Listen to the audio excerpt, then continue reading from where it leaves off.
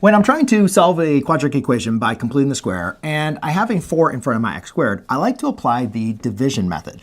The division method kind of works like this. I know my y is going to equal to 0, right? I'm trying to solve the equation. And then what I'm simply going to do is get everything over except for my x squared and x terms. So I'm going to add a 3 to both sides.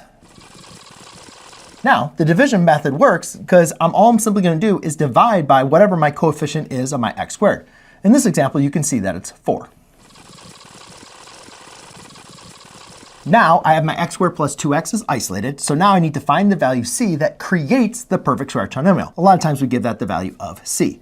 c is equal to a b divided by 2 quantity squared. In this case, you can see my b is going to be 2. So 2 divided by 2 is 1. 1 squared is 1. So whatever I do on one side, you have to make sure you do on the other side. So I'm going to add a 1 over here, and then I'm going to put a 1 over here. Now I'm not going to write plus 1.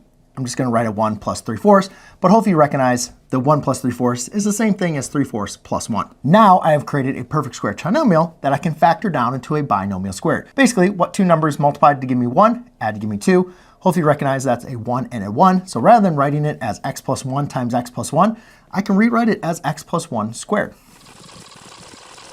Now over here, I think it's important to recognize if I need to add 1 to 3/4, sometimes that can be tricky. But if you think about 1, not so much as an integer, but also as a fraction, why don't I rewrite 1 as a 4 over 4?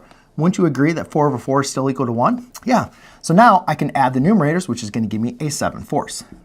Now, to go ahead and solve for x, before I can subtract the 1, I got to get rid of this squared. So I'm going to take the square root of both sides.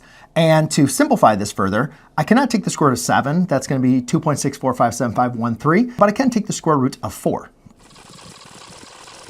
Just make sure you include that plus or minus. So that's going to equal to a x plus 1.